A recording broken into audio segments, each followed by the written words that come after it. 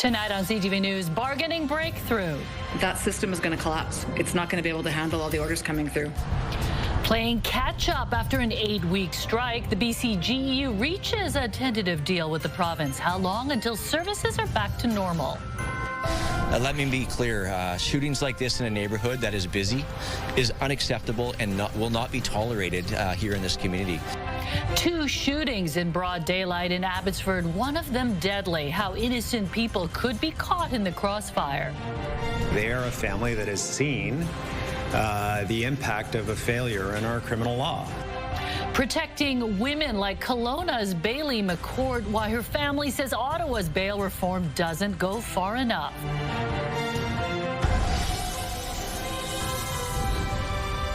This is CTV News with me, Jung Lee. Good evening. Thanks for joining us. We begin with breaking news. It's been a deadly day in Abbotsford. 2 shootings in broad daylight have police on the hunt for the attackers. It's a scary reminder to the community that there are criminals willing to put innocent lives at risk as they go after their targets. CTV's Dimitra Maragos joins us live from the scene of the fatal shooting this morning where a prominent businessman was killed. Dimitra? Yeah, Jung, I'm on Ridgeview and Ponderosa here in Abbotsford, right outside of where the deadly shooting was. And we now know the name of the victim, Darshan Singh Sassy. Now, I spoke to Sassy's son, who says he was actually supposed to be in the car with his father and heard the shots fired. Now, let's get to what the scene looked like earlier today. You can see there that there are family and friends rushing to support the victim's family earlier today, and many are still there now. Now, Abbey PD says those deadly shots were fired just after 9 this morning here on 31300 block on Ridgeview. Now, police say when officers arrived at the scene, they discovered a 68-year-old man inside a vehicle with life-threatening injuries. They attempted life-saving measures, but the man died on the scene.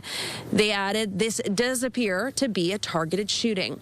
Now, the victim's sons described him as a prominent businessman who ran a clothing recycling company, adding his father employed more than 1,400 people around the world and was passionate about philanthropy and lifting others up. He says he's tried to emulate him every day and is committed to upholding his legacy. But he says what he saw this morning will never leave him. I heard the shots. I sprung out of my bed and I ran outside. I entered the truck and I didn't see any bullet wounds or any kind of wounds to his head, so I thought maybe he'll be okay. I tried to wake him up, but he wasn't there. Let me be clear, shootings like this in a neighborhood that is busy is unacceptable and will not be tolerated here in this community. Now, this was followed by a secondary shooting around 11:45 a.m. on the 33200 block of George Ferguson Way. Now, Abbotsford police say a 41-year-old man was on the scene with a gunshot wound and was transported to the hospital by air ambulance with serious injuries. One man has been arrested in connection to this incident and is believed to be targeted. Now, these 2 shootings are not believed to be related to one another or to the ongoing extortion investigations. We'll continue to keep you updated as this unfolds. Jung. Dimitra Maragos reporting live tonight from Abbotsford. Another wave of shootings, possibly extortion-related, hit a pair of houses in Delta and Surrey on the weekend. As CTV's Ben Milger reports, the federal justice minister says a new bail and justice reform bill targets extortionists, but only if suspects can be identified and charged. Around 2:45 on Sunday morning, someone shot up this house on 76B Avenue in Delta while there were people inside. Police say the suspect stepped out of a white SUV and opened fire before driving away. Investigators have not publicly revealed why they believe the case is extortion-related. Around the same time, a short distance away on 124th Street in Surrey, someone targeted another house with people inside. You can see the front of the home riddled with holes where the shooter sprayed bullets. Nobody was injured in either incident, and police are now exploring if they might be linked. We'll have to examine some of the forensic evidence that we gathered on scene, things like shell casings and things like that, but also looking to see if there's any digital evidence like suspect descriptions or vehicle descriptions that we can compare. Dozens of extortion-related shootings have targeted mostly South Asian businesses over the past 2 years. Surrey police announced 3 arrests earlier this month, with one of those suspects having a brief court appearance Monday. The same day, the federal justice minister appeared with Premier David Eby to talk about the Fed's long-awaited bail reform bill. Sean Fraser says some of the changes target extortionists, such as one that cancels concurrent sentencing for certain crimes. We will be establishing a series of consecutive sentences that will turn that vision into a reality, including, for example, someone who commits extortion and combines that with the offense of arson by burning down the home or place of business of the person that they were seeking to extort. As the Justice Minister promotes the new bill, extortion-related violence continues. Police in Delta and Surrey are seeking witnesses and video in the latest incidents. Ben Milger, CTV News, Surrey. The picket lines are down and government employees were back on the job today. And tonight, the BCGEU is sounding confident the union will accept the latest offer. But now comes the enormous task of getting back to business, and that could take months, especially when it comes to liquor. Sinjan Alexander with the details. Clearly celebrating like it's a grand opening after weeks behind picket lines. Finally! Customers are still limited to what they can buy because shelves remain sparse. There's a whole lot of product in the distribution center that needs moving so that a whole lot more sitting in other warehouses can get in. They're going to need extra help. They can't do it on their own. Some 9,000 booze orders are expected Monday alone. That's about 800,000 cases. Restaurants, bars, private stores, concert halls are all demanding product. Importers want their goods moved. So it's going to be a mammoth task to do this and to try to do it within weeks, not months. And honestly, that system is going to collapse. It's not going to be able to handle all the orders coming through. The BCGEU has been picketing in some form for nearly 8 weeks, and the union is happy with the tentative contract. But no one is pretending that catching up will be easy. I think we have the people to get this done. I want to be very clear, though, as a union, we're going to do everything we can to try and get the system back up and running and support that effort. Heading into the Christmas season, it is a critical time for sales. The restaurant industry says a military-type effort is needed, and the Import Vintners and Spirits Association is calling on the government to get creative. They're going to have to step in and think outside the bottle, as I like to say. I know the restaurant owners and others have faced the brunt of the impact of this strike, and our goal will be to work with the BCGEU to ensure that we're restocking shelves as quickly as possible. It took about 3 months to fully catch up after the last strike, when workers were only out a fraction of the time. Sinjan Alexander, CTV News, Vancouver. Former Vancouver Canuck Ryan Kessler has been charged with criminal sexual conduct in Michigan. Court records show he was charged last week with 2 misdemeanor counts of 4th-degree criminal sexual conduct. The offenses are alleged to have occurred on January 1st in Orchard Lake, Michigan. Kessler has pleaded not guilty and was released on a $5,000 bond. The Michigan native played for the Vancouver Canucks from 2003 to 2014 before being traded to the Anaheim Ducks, where he played until his retirement in 2019. The family of a Kelowna woman murdered this summer is skeptical of the federal justice reforms. The new legislation toughens sentences for several crimes and expands the burden of proof for bail. But as CTV's Rob Buffum reports, Bailey McCourt's family says a lot of what they've been lobbying for is missing. Changes coming to the criminal justice system aren't enough for the grieving family of 32-year-old Bailey McCourt, beaten to death by a hammer in Kelowna in July. Her estranged husband charged with second-degree murder. Earlier that day, he'd been convicted of uttering threats and assault by choking in a domestic violence case, but wasn't held in custody pending his sentencing. Any day that passes that these law reforms are not in place is one day too many. They are a family that has seen the impact of a failure in our criminal law. McCourt's family had pushed for bail reform, including reverse onus provisions for those previously convicted of offenses involving choking. Those changes were part of a crime bill tabled by the feds last week, but a presumption of first-degree murder charges in the context of intimate partner violence, a key element sought by the family for months, was left out of the bill. We're not going to stop fighting until we see these changes implemented.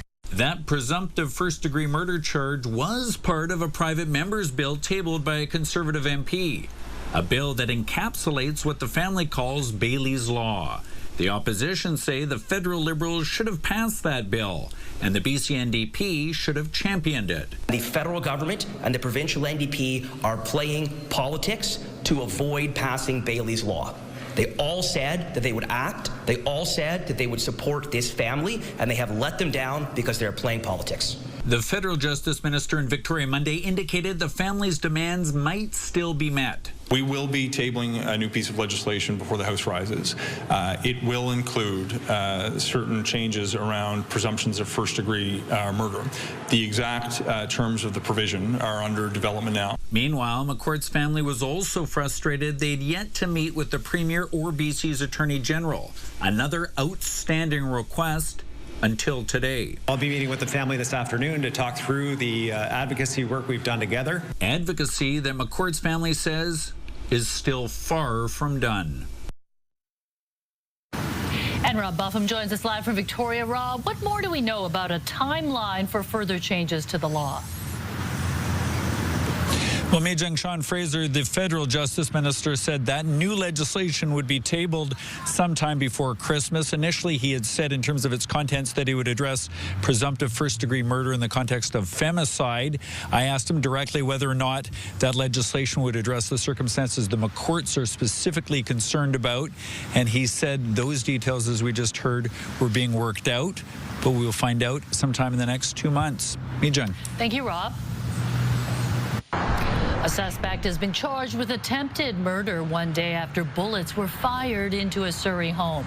Police were called to reports of gunfire at a home on 72nd Avenue just before 9 last night and arrested one person at the scene. 46-year-old David Bruce Baxter remains in custody. No one was hurt, and officials say it's not believed to be extortion-related. Still to come, Prime Minister Mark Carney and U.S. President Donald Trump have no plans to meet in Asia this week amid the latest spat in the ongoing trade war between Canada and the U.S. We'll have more on the dispute and the pivotal role played by Ontario Premier Doug Ford a little later in the newscast. It's now 6:12. You're looking at a live shot of Robson Street, looking fairly dry. And Anne joins us now. It was a stormy weekend, so it was nice to see the sun today. Yeah, a little calmer today. We had some showers move its way through a little earlier on, but mostly cloudy skies out there, and that's what we can expect as we head into the overnight hours. Here's a look at temperatures right now across the board. On the cool side, you're looking at 8 degrees at North Vancouver, Burnaby, as well as at the Harbour, 9 degrees in Abbotsford and in Chilliwack. You're looking at double digits right now. White Rock at 10 degrees. So a few clouds as we head through the overnight down to seasonal lows into tomorrow. It'll be a cloudy day for the most part. We'll see a few showers in the late morning, afternoon hours, and then it dries up, and then the rain really comes in just for your afternoon commute into tomorrow night. CTV Weather brought to you by Expedia Cruises. Make the most of your next trip by booking with those who've been there. Visit expediacruises.ca. And then it's looking pretty good as we head into the next few days. Unfortunately for trick-or-treaters, though, it's looking pretty stormy. I've got the full forecast coming up. Yeah, they may want to think about incorporating an umbrella into the costume. Or a garbage bag, you know, everything just to stay dry. All right, thanks, Anne. It looks like there is more turmoil brewing for the leader of the BC Conservatives. A new poll suggests nearly half of voters who threw their support behind John Rustad in the last election now want him out. The Angus Reid poll suggests 48% of people who voted for the Conservatives in 2024 would now tell Rustad to resign. But when it comes to current voters, only 2 in 5 want Rustad gone. The spotlight has been on Rustad recently, with 5 MLAs leaving his party since the election. It's not necessarily a sign of the end of the road for John Rustad, but it becomes increasingly more complicated how he manages to keep his caucus, his coalition, and most importantly, his vote base together until another election. Premier David Eby isn't escaping criticism either. 53% say BC is on the wrong track, while 56% say they are dissatisfied with his government's performance. Overall, the polling suggests that Conservatives have a slim 1-point lead over the NDP. The Cowichan Nation is slamming the Premier and the Mayor of Richmond for their comments on a precedent-setting case surrounding a swath of land on the Fraser River. While the nation is adamant the ruling will not erase public property, others disagree. CTV's Isabella Zaffarisi has more. A landmark legal ruling over this land along the Fraser River in Richmond, where less than 200 years ago, the Cowichan tribes lived seasonally and fished. The court decision has politicians and some homeowners up in arms over private property rights. That frustrated me because it seemed to be misinformation that could be inflammatory and inappropriate. After more than 500 days of trial, the BC Supreme Court sided with the Cowichan in a lawsuit against the federal and provincial governments, the city, and 2 other First Nations. It grants the Cowichan fishing rights and title to 7.5 square kilometers of land. Our lands were taken.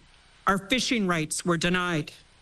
Our voices were silenced. The outcry has been anything but silent. You'd be shocked to know how little the public knew about the Cowichan for land claims. Especially after the city of Richmond sent letters to more than 150 homeowners that the decision could compromise their ownership. Oh my gosh, it was complete shock and disbelief. At the time, Premier David Eby said anxiety among homeowners was reasonable. Eby doubling down Monday. It has created significant uncertainty. It has direct harms for our provincial economy and for homeowners to even understand what the state of their ownership right is. The Cowichan Nation says these comments are misleading. Some landowners are under the mistaken impression that this decision somehow impacts their rights to their property. And once again, it's just not the case. The nation says Richmond and BC's negative and erroneous messaging is provoking unnecessary fears. Their approach is inconsistent with the court's decision and is contrary to reconciliation. On Tuesday evening, the city of Richmond is holding an information session, but no one from the Cowichan Nation or their legal team is included. Isabella Zaffarisi, CTV News. Some welcome news now for patients anxiously waiting for major skin cancer treatment. 3 of the province's most specialized surgeons expect to nearly double the procedures they're able to do. CTV's Penny Daflos now on the investment saving lives and precious resources in our public health care system. This is where some of BC's most complex skin cancer cases are now being treated. Mohs micrographic surgery is the gold standard for treating skin cancer, and it has the highest cure rates. These highly specialized surgeons use local anesthetic to remove the tumor, send it to a lab down the hall where it's carefully prepared. Microscopic, thin cuts. Then they confirm whether they got all the cancer cells or need to remove more, sometimes a lot more, requiring reconstructive surgery in the same room. That means sometimes we're rebuilding noses from scratch, eyelids from scratch, entire halves of faces. Wait times have traditionally been about 12 to 18 months in BC, and so we've reserved it for the most sensitive areas. So eyelids, noses, lips, ears, genital areas. These women represent half of BC's Mohs surgeons and have advocated for expanded access for years. They worked with a Vancouver Coastal Health subsidiary to double BC's surgical suites earlier this month with the establishment of a new clinic inside this Richmond Urgent Care Centre. It's a humongous victory for the patients of not just British Columbia, but for 3 provinces, Northwest Territories, Yukon, and BC. This is a way where we can be nimble and patient-focused and provide a very needed service in a way that's very cost-effective and an excellent use of public resources at a time when the public health system is under so much strain. They estimate wait times could be slashed in half by the extra OR time with quicker recoveries and fewer costs. We're not admitting patients to the hospital. We're not admitting them to the main ORs. We're not utilizing general anesthetists. I have some great news for you. George was able to go home after a few hours. There was no pain, nothing. Knowing he's free of basal cell cancer. You come and then you leave and it's finished. It's not about vanity. It's about dignity. Nobody wants to be disfigured after they have had skin cancer removal, and being able to just feel back to their normal selves is so, so important. Penny Duffloss, CTV News, Richmond.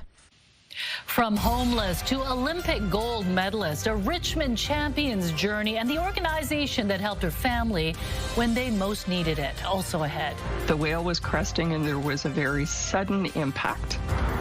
We hear from a passenger on a whale watching tour last week when it crashed into a humpback whale, an accident that may have killed it. When CTV News at 6 continues, stay with us. A really close call today for the driver of a lumber truck when the back of their vehicle was clipped by a train on the Surrey-Langley border. Lumber could be seen scattered across the road just north of Golden Ears Way at 192nd Street. No injuries were reported. A BC man who fought off a grizzly bear attack earlier this month has now died as a result of his injuries. 63-year-old Joe Pendry was hunting elk near Fort Steele, northeast of Cranbrook, when he was charged by the bear. The former boxer reportedly punched and bit the bear before shooting it and driving it off. Officials say the bear was later found dead. Pendry survived the attack but suffered serious injuries. His wife says he died from what doctors believe was a blood clot. A humpback whale that washed up on Keats Island over the weekend could be the same one struck by a whale watching vessel last week. That's according to touring company Prince of Wales, who noted the timing and proximity of the collision. They say a whale unexpectedly surfaced directly in front of a vessel in Howe Sound, leaving the crew little time to slow down. The whale watching company initially described the contact made with the humpback as minimal, but multiple passengers on board say they were injured by the impact. The whale was cresting and there was a very sudden impact. I flew in the air backwards. I hit my back and my head. Believe I blacked out for a few seconds. There were individuals whose backs had been hurt, who had fallen, another couple of chipped teeth. Fisheries and Oceans Canada say investigators are still working to understand what happened to the humpback. Hammer throw Olympic gold medalist and world champion Cameron Rogers knows a thing or two about struggling. Before her rise to Olympic glory, Rogers and her mother experienced homelessness. As CTV's Brianne Foley explains, she's speaking out for the organization that gave her the comfort of a home. Thank you guys so much. I love the sign that you made. Hey, everyone. Before the glory of gold, Cameron Rogers knew the struggles of homelessness and poverty. It was right before I started high school, so I would have been 13. But that whole year, we were, either like sleeping in our car, staying with friends' places. We even stayed at her work one night. After a year of experiencing homelessness, Rogers and her mother moved into Dockside Village thanks to the More Than Just a Roof Foundation. We got a call that we got in here. And I remember when we lived right in this unit here, and I remember when we came to look at it, and it was like amazing. We had this really cute 2-bedroom townhouse, and I'm like, wow, like this, it was game changing. This is the place that we could start building our life back up. More Than Just a Roof Foundation looks to give people like Sherry and Cameron a place to rebuild. We're working to break those cycles of poverty and homelessness by providing real practical long-term solutions like food programming, education, mental and physical health support. If it wasn't for Dockside, if it wasn't for MTR, I don't think I would be where I am. Proving there is gold that can come from a helping hand and overcoming circumstance. She is extremely hardworking, extremely resilient. Nothing stands in her way. And I think part of that probably came from our experience. I think being able to then bring this and say, like, this is what all of that was for, this is what it earned, this is the everything that all of that support led to. Brianne Foley, CTV News, Richmond. The U.S. will require all foreign travelers to be photographed when entering or leaving the States. What Canadians need to know. Also ahead. We achieved our goal. As we say, mission accomplished. It was done. Doug Ford defends his free trade ad that infuriated Donald Trump. Was it a success or a costly job-killing campaign? That's ahead. Canadians will soon have to be photographed when entering and leaving the U.S. That is according to new rules from the Department of Homeland Security. The new condition will apply to travelers no matter how they enter and exit the States, whether it's by land, air, or through a port. The move is part of amendments to how Homeland Security collects biometric data introduced several years ago. So far, no timeline has been given for when the new rules will take effect. Ontario Premier Doug Ford is defending an anti-tariff ad, which is being blamed for a breakdown in trade talks between Canada and the U.S. Ford says the ad has been a major success, while critics say he's overstepped and is putting Canadian jobs on the line. CTV's Siobhan Morris reports. On the floor of the Ontario Legislature. It was the most successful ad in the history of North America. In interviews on American TV. I don't regret it at all. Premier Doug Ford unrepentant about an anti-tariff ad featuring the voice of Ronald Reagan that's derailed trade talks. Well, as we say, mission accomplished. It was done. They're talking about it in the U.S., and they weren't talking about it before I put the ad on. Ford says the goal was always conversation. He doesn't buy Donald Trump's reasoning for cutting Canada off. It's not about the ad. It's about finding every excuse in the world not to get a deal. From the Prime Minister, a word of caution. I would suggest you take the President at his word. Mark Carney stresses that in talks with the U.S., there had been good progress on steel and aluminum. Up until the point of those ads running. No guilt from Ford that progress has stalled. There's no mention whatsoever of auto. I feel like it slipped to the side. I'm going to fight for the auto workers, the steel workers, the manufacturing. The opposition sees this as an unforced error. What they did with that ad, it wasn't smart. There's a good chance Ontarians are going to pay with their jobs. Calling on Ford to worry about the jobs already at risk in the province. And instead, the Premier is focused on an ad campaign that's there to, boost his ego, make him feel like a big guy? We need to be united as Team Canada and not have individual premiers go rogue. Ford insists Carney had seen the ad before it aired, brushing off suggestions he'd been asked to keep quiet. But the Prime Minister wanted to re-emphasize today that it is the responsibility of the Government of Canada to have these negotiations. The push to make Halloween more accessible so children with disabilities can take part in the fun. Also ahead. It's also one of the most dangerous times of the year for child pedestrian safety. A Vancouver City Councillor's motion to create safe, car-free trick-or-treating zones in neighborhoods. That's coming up. A Vancouver City Councillor is calling to have safer streets for trick-or-treaters this Halloween. Councillor Lucy Maloney is tabling a motion Wednesday that could change the city's block party rules. She says streamlining the permitting process would make it easier to transform streets into pedestrianized areas for a few hours. She says cities like Seattle and New York have developed trick-or-treat streets for the holiday, as studies show Halloween raises the risk of child pedestrian deaths. We know that Halloween is one of the most fun nights of the year where kids get to take over their neighbourhoods, but it's also one of the most dangerous times of the year for child pedestrian safety, which is a huge shame, and we need to do something about that. Maloney is encouraging people to leave their cars at home on Halloween if they can to prioritize children's safety. Halloween isn't until Friday, but some lucky kids enjoyed an early trick-or-treat event over the weekend. These children get to go out and they know they're welcome and they feel included, and that's a feeling we want kids and parents to have every day, but for sure we can do it here. For sure we can do it today. Some 2,000 2,000 kids dressed up in all sorts of costumes for the festivities in Surrey. It was all part of the Trick Accessibility movement, a way to ensure children with and without disabilities can get in on the fun. Organizers hope parents will put up accessibility signs on Halloween night and hand out candy in spots away from barriers that all kids can reach.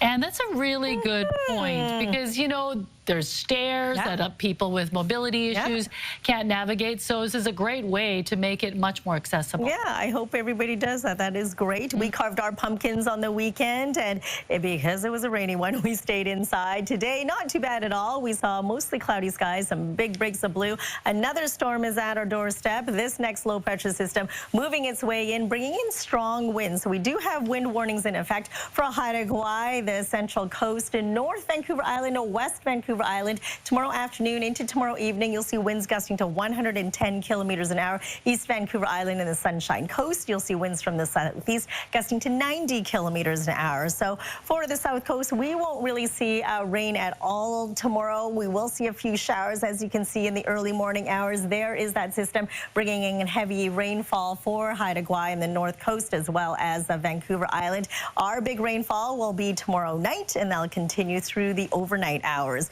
You'll start off sunny for the southern interior with showers in the afternoon. Your provincial forecast at the bottom of your screen. Port Hardy, it will be a stormy one, 9 degrees with wet and windy conditions. Periods of rain for Campbell River and Comox. You'll see a high of 8 degrees. Stormy as well for the South Island from Tofino right down to Victoria with periods of rain. Temperatures between 7 and 11 degrees. It will be soggy for the Sunshine Coast. Periods of rain with a high of 9. Cooler up the Sea to Sky Highway, 7 for Squamish, 4 for Whistler, and for us across the Lower Mainland. We will see some showers. Most part it will be cloudy tomorrow. Rain through the evening hours. Temperatures between 8 and 10 degrees. A slight chance of early morning showers on Wednesday before it clears up quite nicely. Warming up to 13 degrees.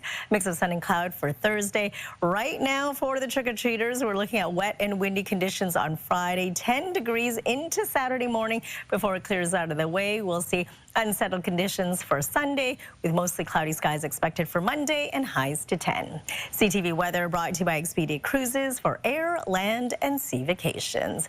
So yeah, a little bit of everything tomorrow before it clears up, but hopefully we can tweak the Friday forecast because I do feel bad for the little ghouls and goblins out there. Yeah, you were warning us last week and we were hoping there could be a change, but it seems to be confirmed that there's going to be rain. Yeah. Okay, no such thing as bad weather, just bad clothing. Exactly. Just prepare. Yeah, right? bring an umbrella. All right, thanks, Anne. An historic Vancouver movie theater will not go dark. Who's taking over the Park Theater on Cambie Street? Also ahead. It was the trust that was built up over 5 months. And in 5 months, their life savings was gone to scammers. What the seniors were told that made them hand over more than $1 million when CTV News at 6 returns.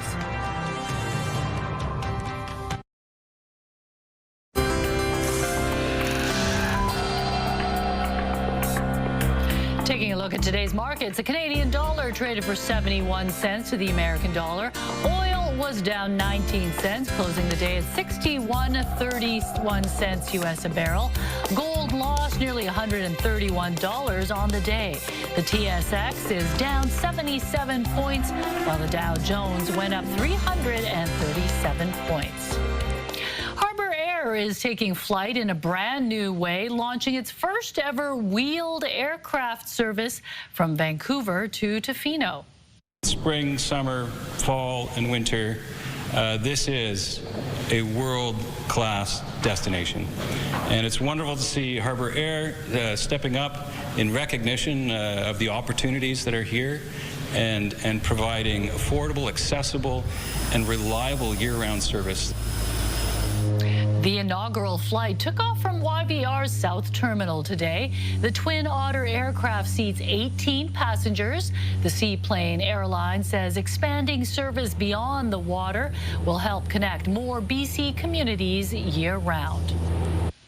Fraud and cybercrime cost Canadians more than $630 million last year in various scams, and many of the victims were seniors. A couple contacted CTV News to say what started with a pop-up on their computer screen led them to losing their entire life savings. CTV's Pat Foran reports. In Brantford, a couple were living their lives and enjoying their retirement, but in March, while using their computer, a warning popped up. I couldn't get rid of it. I tried Control-Alt-Delete, and it wouldn't go away. It wouldn't turn off. The man and woman, both in their 70s, asked us not to identify them as they're still coping with losing their entire life savings. When they called the number on the screen, they were told their accounts had been hacked, and it appeared he was involved in criminal activity. My SIN number had been compromised and was being used for money laundering by a criminal organization that was involved in child pornography, human trafficking, and drugs. They were told their money in the bank was at risk of being stolen and they needed to get it out to protect it. After 2 months of grooming the couple with daily calls, they told them to take their money out by purchasing gold bars and to put some in a Bitcoin machine. They purchased $900,000 in gold and over $100,000 in Bitcoin. The criminals said they would hold on to the money to keep it safe and give it back when the investigation was complete. Despite warnings from their bank, they still went through with it. But our financial advisor warned us. She said, oh, this sort of sounds like fraud. Eventually, when they had no more money to give, the scammers cut off all contact with them. That's when they realized they'd been duped. Oh, we're devastated. It sounds very foolish that somebody would do something like this, but it was the trust that was built up over 5 months. Every day, Canadians are losing their life savings. The Canadian Association of Retired Persons, CARP, says banks need to do more to protect vulnerable seniors from scams. Canadian banks should be doing more beyond education, but really setting up the infrastructure to protect seniors. The couple says they're now financially ruined, and the chance of recovering any of the funds is almost zero. It was money that we invested over our lives. It was money that we inherited. It was money from the sale of our house. It was money we were going to leave our son. Pat Foran, CTV News. Good news for movie lovers. The team behind Vancouver's Rio Theatre is taking over Park Theatre. The Cambie Street Cinema announcing last week that it was closing its doors for good this past weekend, but that didn't last long. Today, the Rio posting on social media that plans are underway to revive the beloved neighborhood theatre. The Rio team promises to bring the same passion and energy that's defined their East Van venue for nearly 2 decades. They also teased that this next chapter will be, quote, something this city never saw coming. An anime movie adaptation secured a surprise #1 at the weekend box office.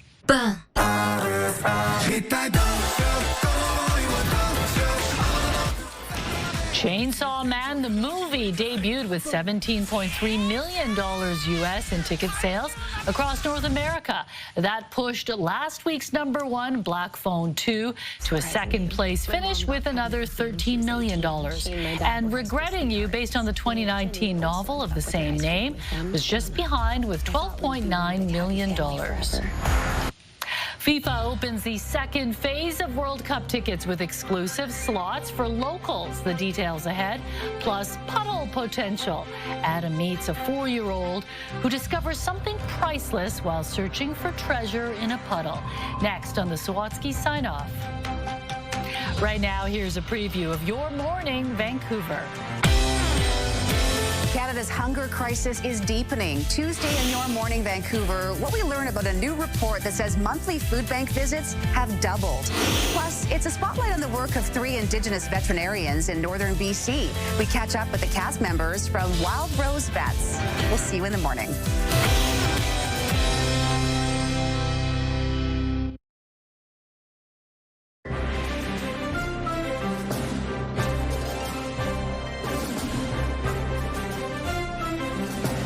The Vancouver Canucks are back in the win column. Besser, snapshot, tipped home. Sherwood. Vancouver prevails 4-3 The Canucks, without injured captain Quinn Hughes, beat the Edmonton Oilers 4-3 in overtime last night. They will look to keep the good vibes going when they take on JT Miller and the New York Rangers tomorrow night. The second phase of ticket sales for the FIFA World Cup kicked off today with another 1 million tickets up for grabs. The draw runs until Friday morning at 8 o'clock our time and includes a domestic exclusivity time slot for fans from the 3 host countries. This gives fans from Canada, Mexico, and the U.S. first dibs on single match tickets for games in their own country. What a start to the postseason by the Vancouver Whitecaps. This ball's crossed into the box, and there we go there! Great finish! And that really finishes the game! The Whitecaps scored 3 times in a 3-0 rout of FC Dallas. Vancouver takes a 1-0 lead in the best-of-3 series. They can book their ticket to the next round with a win on Saturday. The BC Lions are heading into the CFL playoffs on a 6-game winning streak following a victory over the Saskatchewan Roughriders on the weekend. This week, we're going to stick to our process, stick to our plan, show up and work, correct the details, make sure we're focused and ready to go.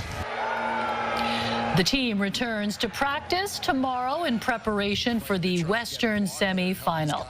They will host the Calgary Stampeders on Saturday at BC Place. Game time is 2:30 p.m. Boy, this is the time of year when we've got almost every sport happening, right? Fun times. Of course, Halloween is coming up Friday, and haunted houses are a common sight this time of year. But the haunted Halloween horror trail in the Maritimes is really turning heads. You can hear the chainsaws, you can hear the screaming and yelling, the hollering, and then you see people running out of the exit. It builds the anticipation before they go in. The farm in New Brunswick employs actors and others behind the scenes to give visitors a real scare. They say their experience is open to anyone, even kids, as long as they believe they can handle it. But they advise people to bring some real bravery if they want to check it out.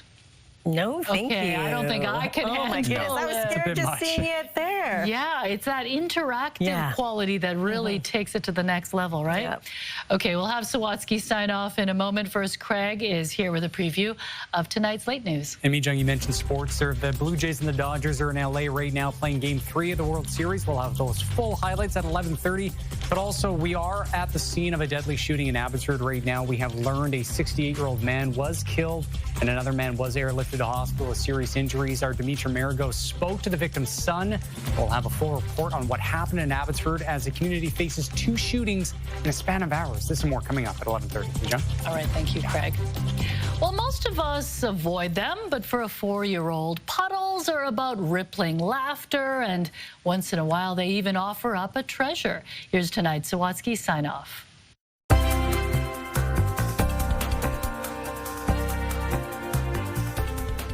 There's golden rocks? Well, some may say you have to travel to the end of a rainbow to find a pot of gold. Swim in that puddle. Everett Forrester was simply standing on the edge of the sidewalk when he discovered this treasure. The golden rock. And when you possess that kind of power... I'm gonna bring it home and keep it as a treasure. And you have a mom... Sure, look at that. ...that's encouraging... Great job. The positive possibilities of this rainy day, Sasha Sauvé says, are limitless. You know, focus on the little things that are so easy to pass by when we're busy in our lives. So, Everett could keep hunting for treasure. Like gems? Shiny rocks? Or he could experience the puddles in a different way. Yeah, but like there was a lot of more last time. A lot of more what? Tell me. Crazy puddles. Yeah. And what, you may wonder, is a crazy puddle? Well, wasn't that, and isn't this. What makes a puddle crazy? Like, if you touch them, they'll just bounce up. If your boots touch them just right. 1, 2, 3. It feels like the water will bounce back up to the clouds. And laughter will bounce right out of your belly. Yeah! Apparently, you don't need to wait for a rainbow to start searching for treasure. Everett proves that even on the dullest of days, you can make golden moments together. Adam Sawatsky, CTV News, Victoria.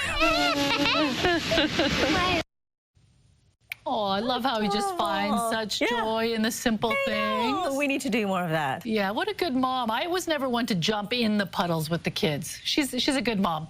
Well, you're going to have to now. So take your boys out and then start jumping in the puddles. They would love it, I bet.